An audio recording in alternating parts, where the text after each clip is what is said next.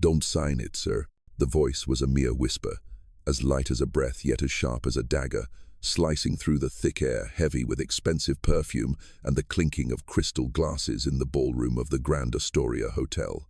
Every eye, which had been fixed on the $1,000 Mont Blanc pen in billionaire Julian Croft's hand, suddenly shifted. They zeroed in on the server girl standing there, her silver tray still holding a few half-finished champagne flutes, her simple black uniform looking pathetically out of place amidst a sea of shimmering gowns and perfectly tailored tuxedos. This was Evelyn Reed, 24 years old, a single mother who worked tirelessly to support her young daughter. Her brown hair was pulled back in a neat bun, and her makeup-free face revealed a scattering of faint freckles and dark circles from lack of sleep. Behind those tired hazel eyes was a keen intellect, one that had been forged through 10 years of pain and disappointment. A decade ago, Julian Croft had destroyed her family, driving her father into debt and ultimately to suicide. Now, the flame of revenge, which had smoldered for so long, was about to ignite. The contract in Julian's hand was not just a business deal, it was the very land where her family's old home once stood, an illegal transaction that Julian believed he had completely concealed. Evelyn had spent 10 years gathering evidence. Tonight, she would expose everything, not only for her father but also for her daughter's future. The soft yellow glow of a street lamp streamed through the window, casting a warm light on the peeling walls and simple furnishings of the small, modest apartment. Evelyn Reed quietly tied her brown hair into a neat ponytail, a few soft strands gently framing her delicate face, which was drawn thin from lack of sleep. She leaned down and kissed the forehead of her 4-year-old daughter, who was sound asleep on her tiny bed. The steady rhythm of the child's breathing was the most peaceful soundtrack in her life. Her daughter's small hand was still clutching a teddy bear, and in the dim light, Evelyn could clearly see the innocent smile on her lips. That image was all the strength she needed for tonight. "Mommy will be back soon, my angel," she whispered, her voice filled with tenderness and a firm promise. She stood up and grabbed the black coat from the chair, a familiar garment that had accompanied her through countless work nights. Tonight, it wasn't just a server's uniform. It was the armor of a mother preparing for battle. She opened the door and stepped into the dark hallway where destiny awaited. On a nearby rickety desk, another world existed. Stacks of thick economics books, volumes on financial risk analysis and contract law were neatly arranged in a way that seemed almost out of place in this tiny apartment. Amidst them lay an old, faded photograph. In the picture, a man with a gentle smile and wise eyes held a little brown-haired girl. This was her father, a brilliant economics professor, the man who had been destroyed by the very world Evelyn was about to enter. Her gaze lingered on the photo, and the tenderness was quickly replaced by steely determination. She took a deep breath, putting on her black server's uniform. It was her perfect disguise, a cloak of invisibility among the elite. The black uniform, the white apron, and the silver tray in her hand were her ticket into Julian Croft's world. No one paid attention to an anonymous server, a faint shadow moving between tables, but that very invisibility was her greatest strength. For her, this was not just a night of work, but a final gamble, a single chance to get justice for her father and build a future for her daughter. Passing through the gleaming bronze revolving doors of the Grand Astoria Hotel, Evelyn felt as if she were stepping into a different universe. The contrast was ironic. The marble floor was so polished she could see her own faint reflection, a girl in a simple black uniform, looking out of place in the magnificent setting. Giant crystal chandeliers hung from the ceiling, refracting the light into thousands of sparkling diamond-like fragments, illuminating the stunning gowns and perfectly tailored tuxedos. The air was filled with the soft strains of classical music and the cheerful chatter of people who seemed oblivious to the existence of small apartments like hers. This opulence did not overwhelm her, it only sharpened her resolve. Every step she took on the marble floor was not the step of a server, but the stride of a person moving closer to the most pivotal moment of her life. She took a deep breath, blending in with the anonymous crowd, and waited for her opportunity. Evelyn's work began. She moved between the tables, pouring wine, clearing plates, with an efficiency that made her almost invisible. She didn't just work with her hands, she worked with her eyes. Her hazel eyes scanned the room, ignoring the glittering diamond jewelry and expensive Patek Philippe watches, searching for a single target. And then she saw them. A group of powerful men was gathered around a round table in the corner. The most prominent was a man with salt and pepper hair, wearing a perfectly tailored Armani suit. It was Julian Croft. His smile didn't reach his cold, calculating eyes. Next to him was a well-known lawyer with a serious expression, and another man who appeared to be an investor. On the table between them was a thick stack of documents, and on top, a contract waiting to be signed. Evelyn's heart pounded, a mixture of anxiety and excitement. Her target was in sight. She took a deep breath, gripped her silver tray, and began to move toward them. At the most prestigious table, Julian Croft, the chairman of Croft Industries, was seated. He was a legend, an old fox of the business world with salt and pepper hair and deep, inscrutable eyes. Opposite him was Alistair Finch, the CEO of the partner company, the enemy who had driven her family to tragedy 10 years ago. Finch looked as dashing as ever, with a smug smile and a polished exterior that concealed a cruel heart. Seated next to Croft was Damien Thorne, the corporation's chief legal counsel. He was young and arrogant, his expensive suit doing nothing to hide the condescension in his eyes. "Hey, you," Damien Thorne's voice rang out, cutting through the music. He didn't look at Evelyn, simply gestured toward the salt shaker on the table. "Move that salt shaker 2 centimeters to the left. It's bothering me." It was an absurd and humiliating demand. The salt shaker was already perfectly placed. He just wanted to assert his power, to show everyone that he could make her do even the most trivial things. Evelyn approached, her hands steady, and gently picked up the shaker, moving it exactly 2 centimeters. As she did, Thorne leaned closer, his voice low enough for only her to hear, but filled with malice.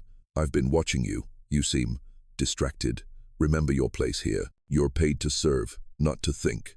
Got it?" The direct threat sent a chill down Evelyn's spine. He was trying to intimidate her. Perhaps her intense focus had made him uneasy. Good. Let him think he had succeeded. She merely gave a slight nod. "Yes, sir," she said, then retreated, blending back into the shadows of the other servers. But inside, a furious fire had ignited. The humiliation, the contemptuous words, Thorne's threats, none of it broke her. On the contrary, they became fuel. They sharpened her resolve. She wasn't just doing this for her father anymore. She was doing it for herself, and for all those who had been looked down upon and trampled by people like them. She focused all her attention on her goal. Her eyes swept over the main table, where the billion-dollar contract lay neatly, awaiting its fateful signature. She knew she had to get closer to it. As she moved near the main table once again to clear some items, Evelyn performed a seemingly clumsy move. The tray in her hand tilted slightly, and a silver fork fell to the floor with a soft clatter, landing near Alistair Finch's feet.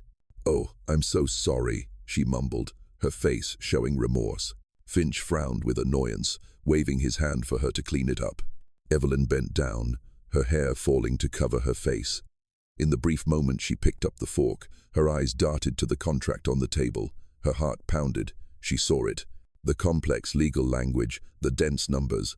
But her trained eyes found exactly what she needed, a small clause, cleverly hidden within an appendix, that mentioned the illegal transfer of land rights. Her accident had been calculated to the millimeter. She stood up straight, the fork in her hand, and quietly retreated into the shadows. Now she was certain.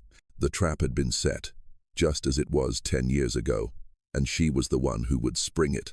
Time seemed to thicken. The room was still bustling with music and light-hearted chatter, but to Evelyn, every sound vanished.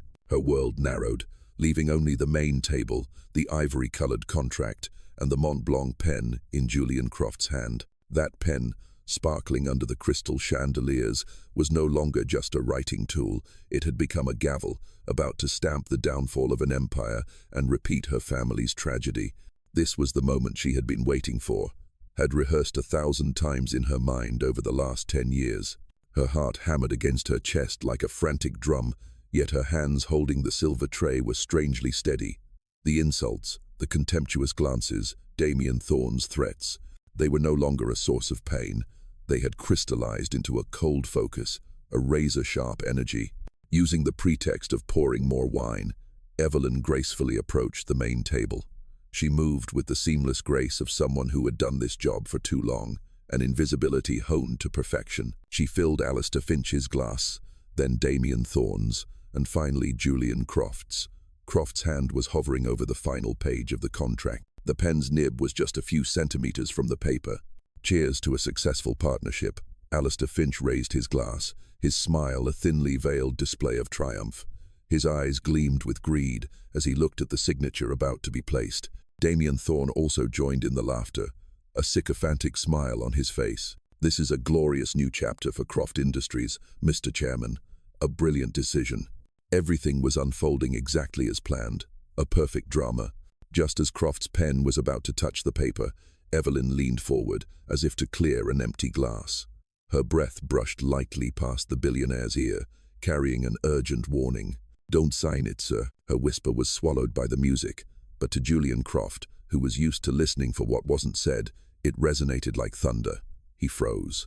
The hand holding his pen became a statue in midair.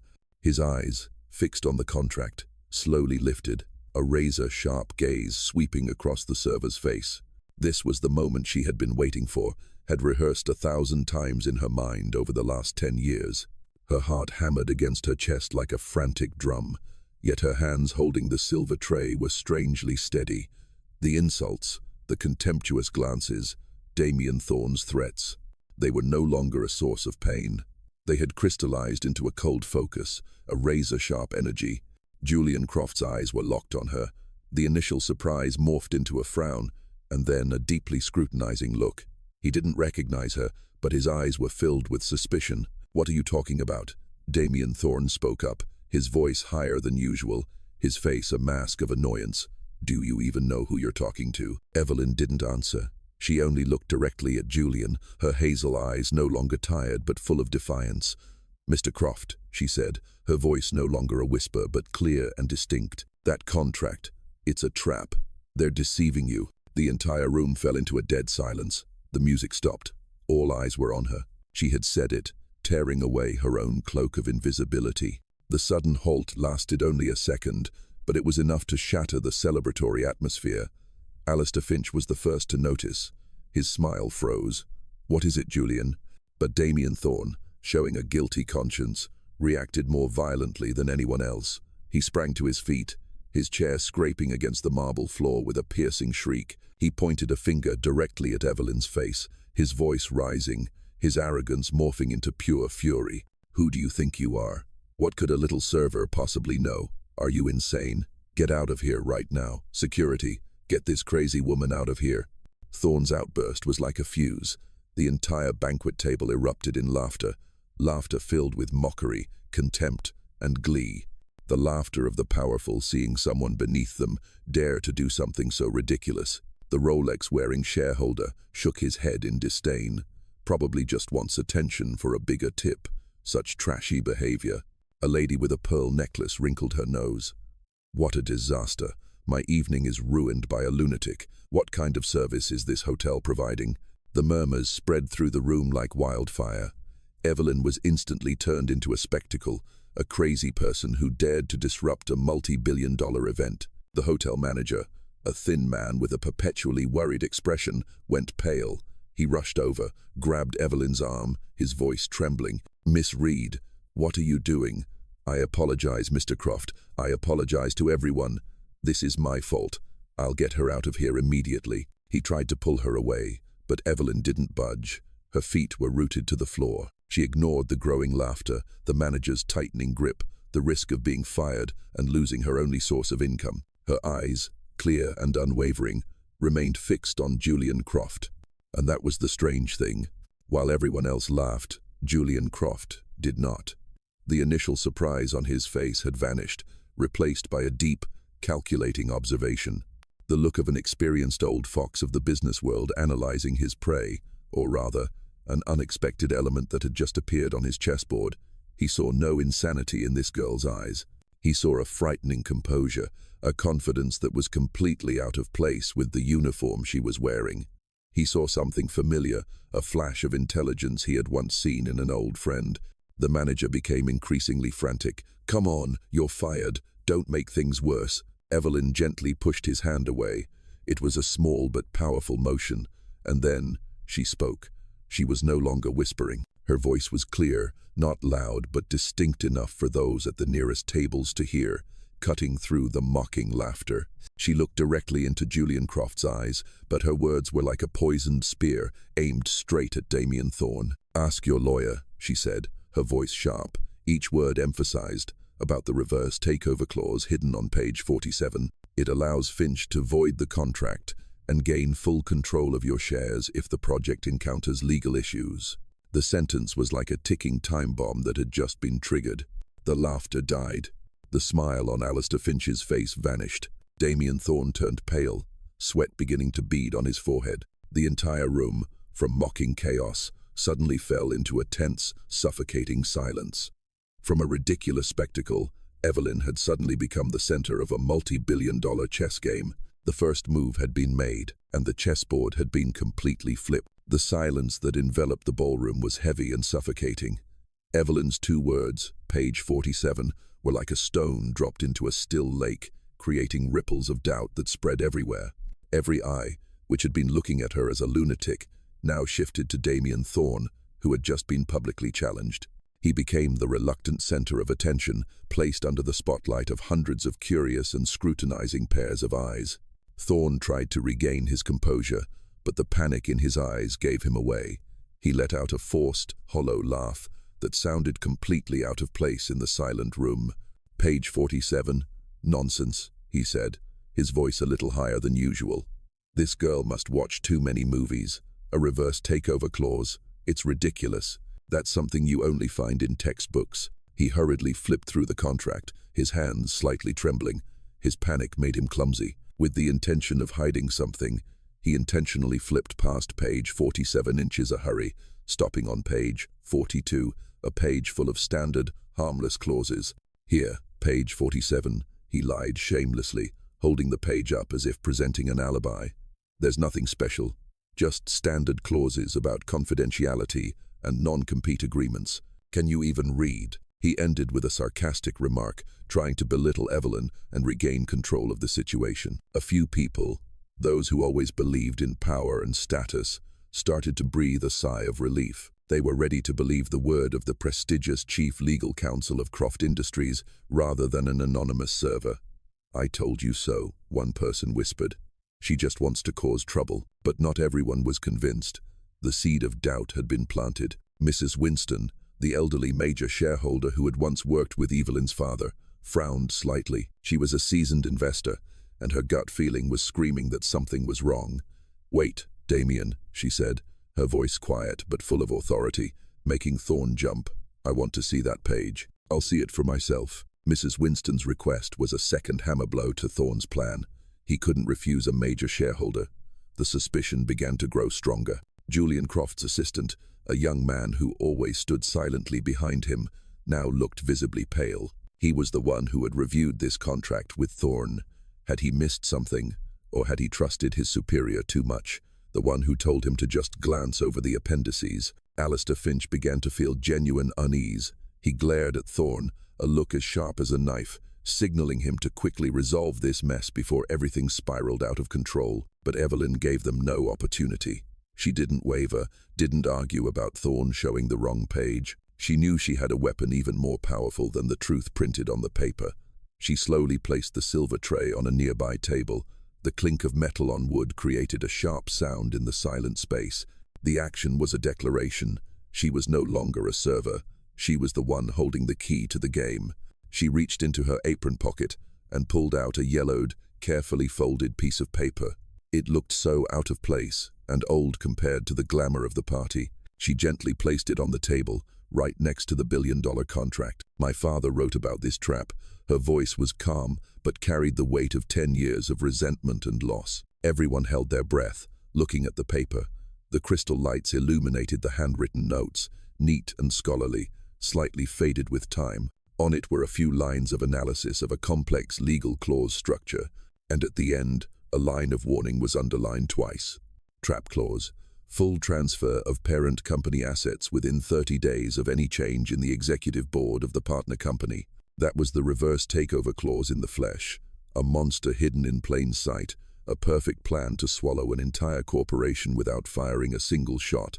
At the bottom of the paper was a clear, elegant signature, Professor Daniel Reed. That name was like a thunderclap to those present. Mrs. Winston gasped, her hand over her mouth in astonishment. "Oh my God, Daniel Reed. Is that really him? I know this signature, one of the greatest financial minds I've ever met." The collapse of the lie was swift and brutal. The words of Mrs. Winston, a figure of authority, had authenticated Evelyn's evidence. The room buzzed with whispers.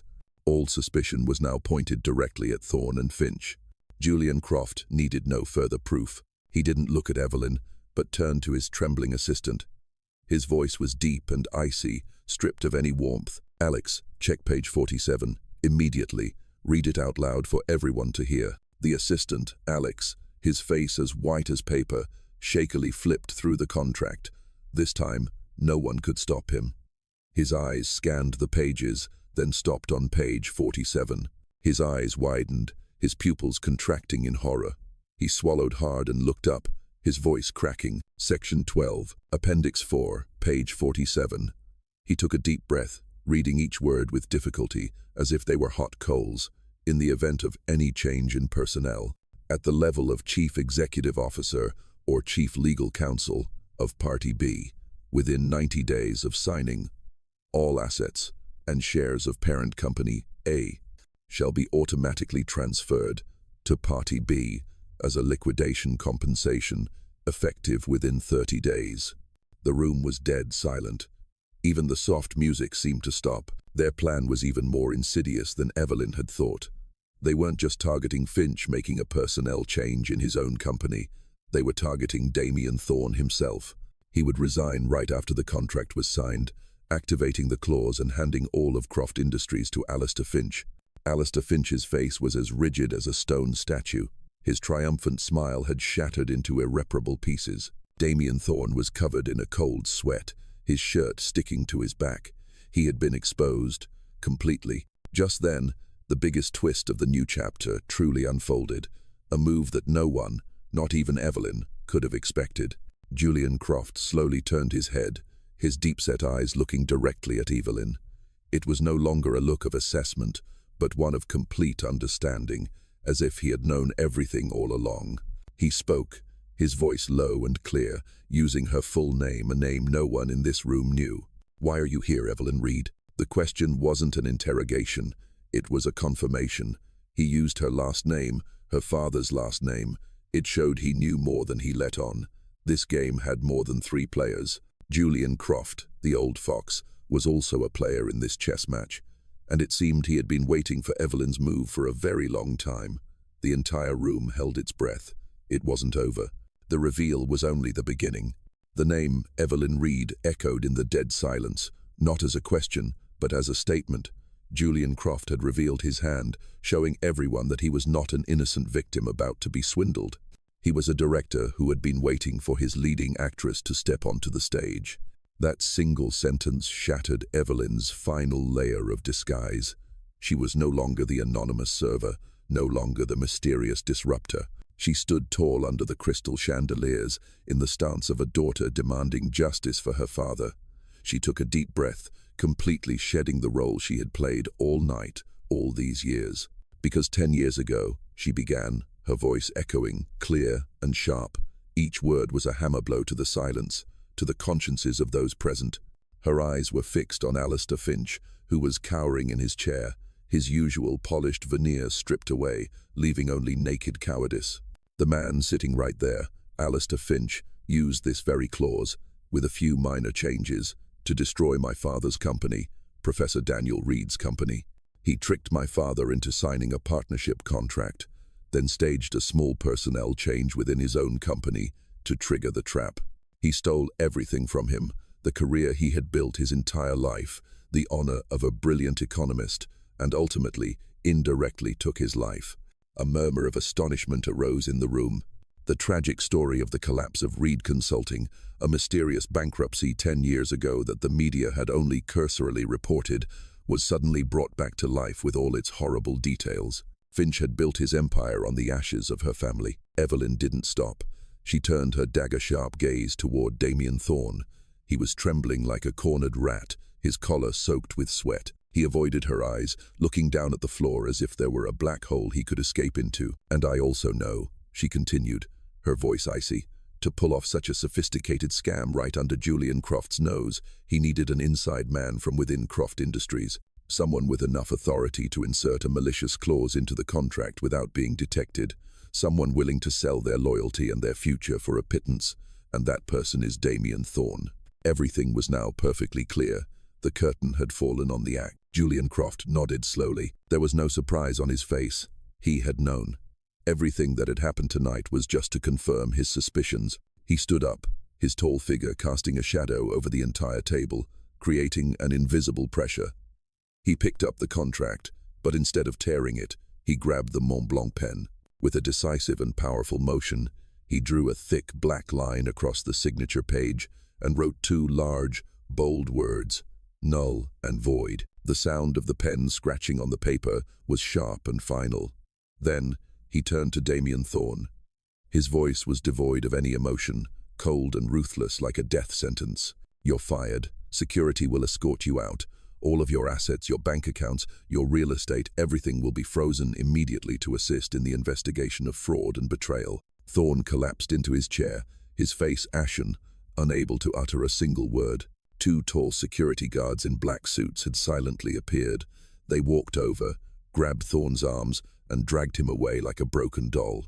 He didn't resist, didn't beg, because he knew it was over. His career, his money, his status had all turned to dust in a matter of minutes. Next was Alistair Finch. Seeing his accomplice being taken away, he jumped up, trying to salvage some last shred of dignity. "Julian, this is a misunderstanding. Thorne did this on his own. I had no idea. We can talk." "There's nothing to talk about, Alistair." Croft cut him off, his voice like ice. "This contract is null and void. All business relationships between Croft Industries and Finch Corp are terminated. And I believe that after tonight, the entire financial world will know exactly what kind of person you are. No one will want to do business with a fraud like you again." Alistair Finch's reputation was ruined on the spot, in front of hundreds of the most influential people in the financial world. He stumbled backward, his face contorted with rage and humiliation, then turned and left amidst whispers and contemptuous stares. The door to his future had slammed shut. The room was now quiet, with only the key players remaining. Croft turned back to Evelyn. His eyes were no longer sharp, but filled with warmth, admiration, and a touch of remorse. "Your father, Daniel, was a good friend of mine," he said, his voice lowering, "and the best advisor I ever had. After he passed away under those circumstances, I've always regretted not being there to help. I've suspected Finch for a long time, and when he proposed this merger with such suspicious generosity, I knew it was a trap. This party, in fact, was my final test, for you." He revealed that he had been discreetly investigating and had learned Evelyn's identity when she applied for the server job at this hotel, one of his corporation's properties. He knew she was here, and he had orchestrated everything, deliberately leaving the draft contract on the table to see if she had inherited her father's intelligence and courage. She had not disappointed him. "Your father once told me to find someone who could see what others overlook," Croft continued. "It took me many years to find you. Evelyn, I'd like to offer you the position of Senior Risk Advisor at Croft Industries, the same position your father once held." He extended his hand, an offer anyone in the room would dream of. The crowd held its breath, awaiting Evelyn's answer. This was a fairy tale ending, a modern-day Cinderella story, but this was when the final twist, Evelyn's own twist, occurred. She didn't shake his hand immediately. A gentle, confident, and slightly mischievous smile spread across her lips. She was no longer a victim seeking justice. She was a woman who had reclaimed her legacy and was ready to build a new future on her own terms. She pulled not an old piece of paper from her apron pocket, but a simple yet professionally designed business card. She placed it on the table, right on top of the nullified contract. The card read in crisp letters, "Evelyn Reed, CEO and founder, Reed Risk Analysis." "Thank you for the offer, Mr. Croft," she said, her voice respectful but on equal footing. "It's a great honor, but I think we should discuss this as partners. I have founded my own company, specializing in risk analysis and prevention, and I believe that after today's events, you can see that Croft Industries has a serious loophole in its vetting process. My company can help you review all your current deals, to ensure no other. Page 47 is lurking. Julian Croft was stunned for a moment. Then, a look of genuine admiration and pride appeared on his face.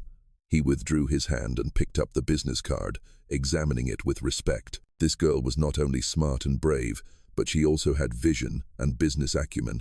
She didn't want to live in the shadow of her father or anyone else. She wanted to build her own empire from scratch. "All right, partner," Croft said, and this time he extended his hand for a completely different kind of handshake. A handshake between two equals, between two CEOs, beginning a promising new partnership. The chess match had ended, and she was the one who had won. The handshake between Evelyn Reed and Julian Croft was brief, yet it carried the weight of respect and the beginning of a new era. The room, which had witnessed enough drama for one night, was now filled with a different kind of energy. The remaining guests, the powerful figures of the financial world, no longer looked at Evelyn with curiosity or pity. They looked at her with admiration, a recognition of a formidable opponent who had just appeared on their chessboard. Evelyn gave Julian Croft a slight nod, then turned and walked away. She didn't say another word to anyone. She had said all she needed to say. It was time to leave. She strode across the polished marble floor, the sound of her borrowed kitchen heels echoing with a steady, confident rhythm. This time, no one dared to look at her with contempt. The crowd parted, forming a path for her. Mrs. Winston, the elderly shareholder, watched her with a warm and proud smile. The assistant, Alex, looked at her with gratitude and admiration. Evelyn had not only saved their empire, she had taught them all a valuable lesson. She didn't use the back entrance reserved for staff, with its lingering smell of food and cramped hallways. She walked straight to the main lobby, where the crystal chandeliers still shone brilliantly. She passed the very people, the very faces, who had insulted her just hours earlier. The young man who had once spilled wine on her tray now had his head down, avoiding her gaze. His blonde girlfriend quickly turned away, pretending to admire a painting. The women who had referred to her as a robot were now silent, their faces showing a mixture of embarrassment and awkwardness. Evelyn didn't look at them. They no longer existed in her world. She looked straight ahead, toward the gleaming bronze revolving doors. A doorman in a formal red uniform rushed to open the door for her, bowing respectfully. "Have a good evening, ma'am," he said, not with mechanical courtesy, but with genuine respect. "Thank you," Evelyn replied with a light smile. Outside, the cool night air of the city rushed in, cleansing away the stuffiness of the party. A luxurious, unmarked black car was waiting at the curb. It wasn't Croft's car. It was the one she had called for herself, using the app on her old phone, a small investment for a momentous night. The driver, a close friend who had promised to watch her daughter for her tonight, smiled when he saw her. He opened the back door, and the first thing she saw was the sleepy face of her 4-year-old daughter, Lily, in her car seat. The little girl had dozed off while waiting for her mother. Her soft, wispy hair was matted against her cheek, and her small lips were pouting slightly as she breathed. Evelyn got into the car. The softness of the leather seat was a stark contrast to the tense hours she had just endured. The first thing she did was take off her apron, the last symbol of her old disguise, and toss it aside. She would never need it again. Then she gently turned and hugged her daughter. The familiar warmth and milky scent of the little girl were the best sedative in the world. "Mommy's home, my little angel," she whispered, kissing her daughter's hair. Lily stirred in her sleep, her small arms unconsciously reaching up to hug her mother's neck. In that moment, everything felt peaceful. The billionaires, the contracts, the conspiracies, all faded into the background, becoming small and insignificant compared to this pure love. The car rolled away smoothly, merging into the stream of city lights. Evelyn looked out the window at the glittering skyscrapers, like diamonds set against the black velvet of the night sky. 10 years ago, this city had swallowed her family, crushing her father with its cruelty and greed.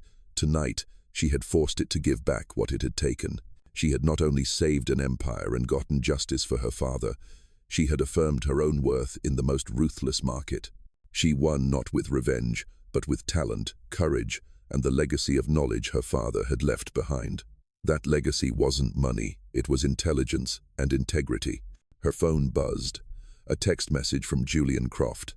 "The consulting contract is being drafted. We'll send it to you in the morning. Congratulations, partner." Evelyn smiled, turned off her phone and put it in her pocket. Business could wait. She had reclaimed her legacy, and more importantly, she was on her way home to build a new one for her daughter. A legacy based not just on the numbers in a bank account, but on courage, perseverance, and a belief in justice. The chess match was over, and she was the one who had turned the tables.